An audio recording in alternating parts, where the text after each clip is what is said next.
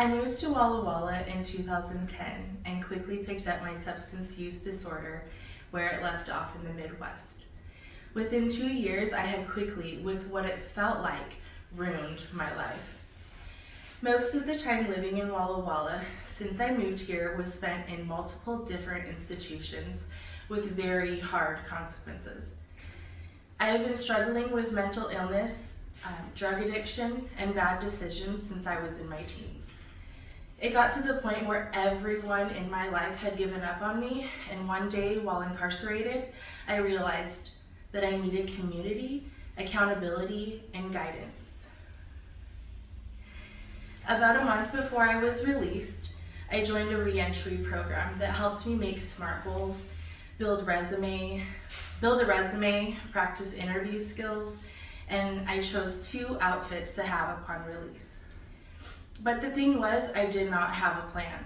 I did not know who to call or how to set anything up, nor did I have the finances to do so. Thank goodness a chapter chairperson from an Oxford house reached out to me and my counselor, and I completed an over-the-phone interview to release into the Blue Mountain Women's Oxford house. Upon release, I was handed a $40 check and a bus ticket back to Walla Walla. My mom gratefully picked me up from the bus station and drove me to the Women's Oxford house.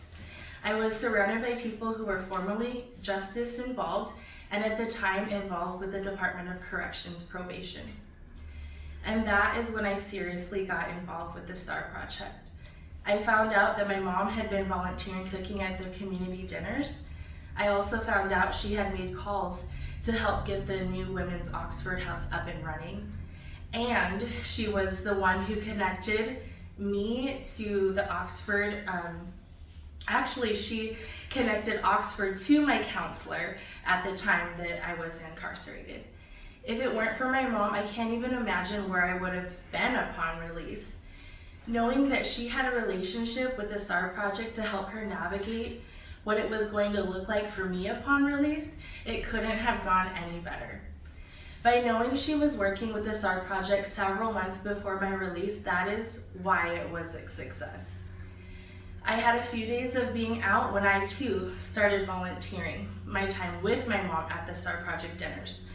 And I also took on positions within the STAR Project chapter to feel productive and needed. It was shortly thereafter I was able to get a job and start paying for rent. Over the last several years, I have relied upon the STAR Project staff for housing, case management, employment guidance, and even with getting into inpatient treatment. Housing and tangible items can go a long way, but just something about the way they took me in and how they inspired me to do well in life made me feel at home.